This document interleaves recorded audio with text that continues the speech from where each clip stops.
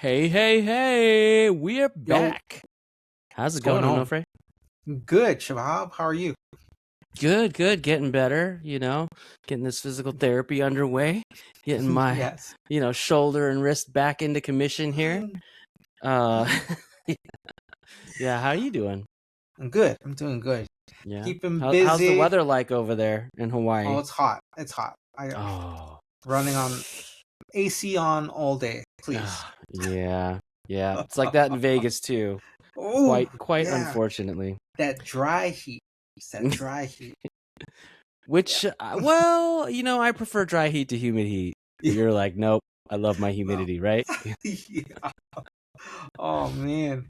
Yeah. I can't. I when I was up there, like Yeah, if my hands were dry, it would crack and I'll yeah. get fissures. And I Oof. remember just going back home for like a week vacation, and And my it was all hands gone. healed. Fissures were, yeah, Healed. I dude. didn't. Nothing wrong. Oh, it's the weather. Got it. I blame the hmm weather. That is Yeah. hilarious. Well, there's, with heat comes sun, and there is one entity that cannot do sun, and who is that? Ladies and gentlemen, that is Dracula. And that is Uh, who we are talking about today. Not Dracula as, you saw him in the movies, but who inspired Dracula. And who was that? That was Vlad the Impaler.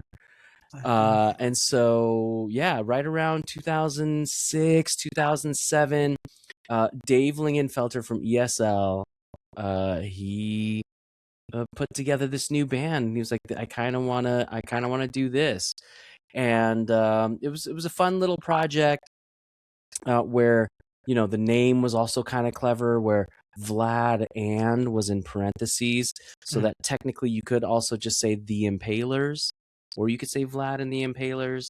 And so, as you can imagine, they didn't sound like the Misfits. But like the Misfits, it was a lot of, eerie, spooky songs, lots of songs about vampires, but also, songs about, what punk always sings about: war and, friendship and life and work, all these things. And, it really was a continuation of ESL in a way. It was Dave, same singer songwriter, getting the band back together, so to speak, with new members. And so let's Nice. start off with, perfect introduction, the second song on the album, Vlad. So here we go, Vlad and the Impalers with their song, Vlad.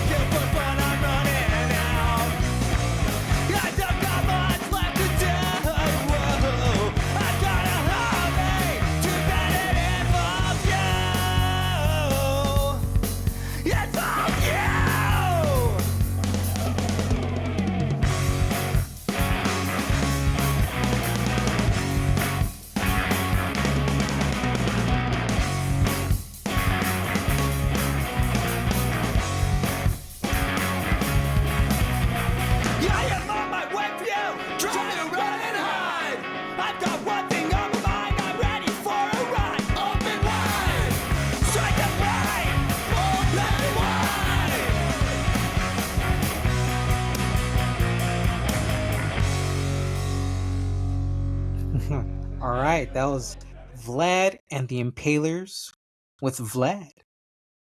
Yeah. One thing I must mention, especially with that beautiful ending there, not only was this Dave Lingenfelter, this was also Phil Lingenfelter, who, for those of you who remember from the final ESL episode we had, was the drummer of ESL on that final full length. And so, yeah, Vlad was literally just the next project to come along for the brothers. Nice.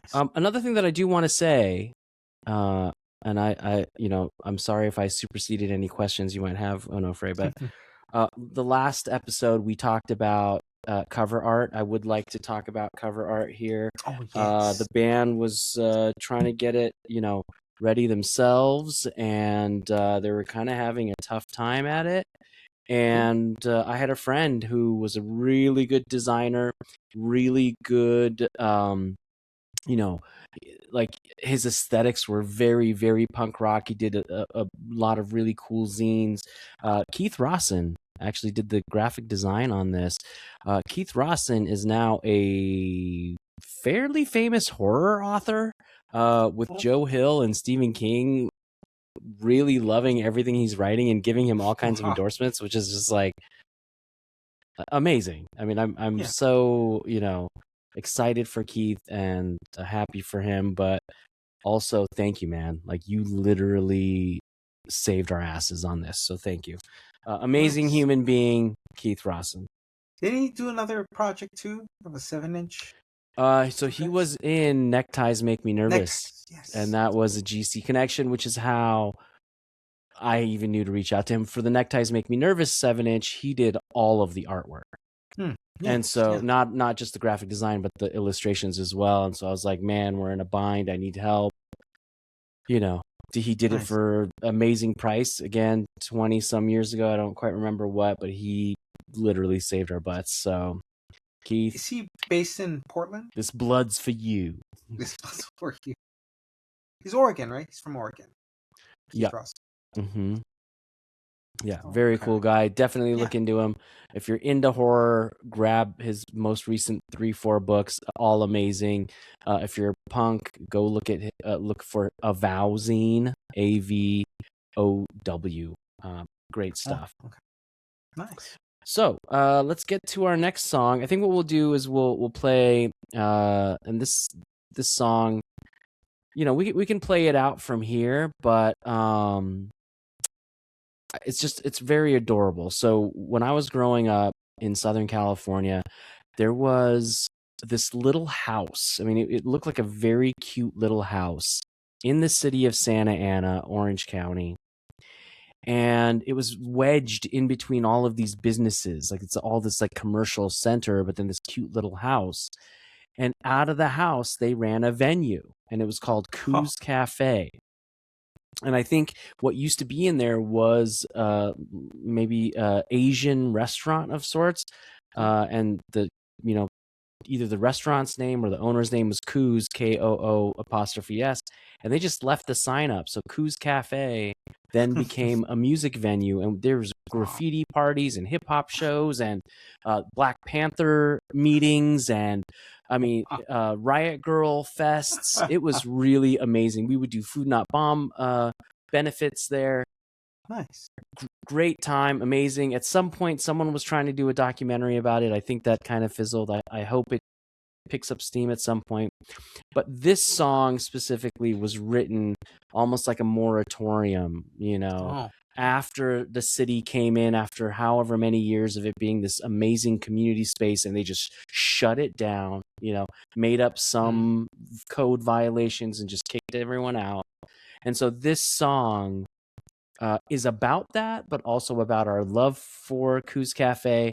And here's my plea: if that documentary ever gets made, please use this song in the credits, or opening titles or whatever you want. Okay, because it belongs with it. All right, so here we go. This is Vlad and the Impalers.